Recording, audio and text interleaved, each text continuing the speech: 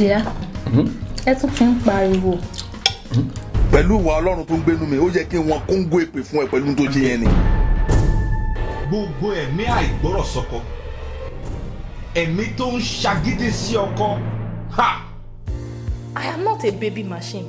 I am your wife, for Christ's sake. You are mighty remembered, generation to generation.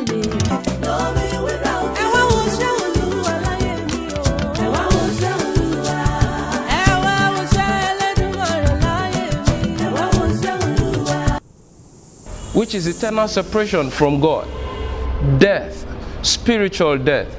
These are just the 3 ways one can prepare. We must take heed, we must watch, and we must pray. Life.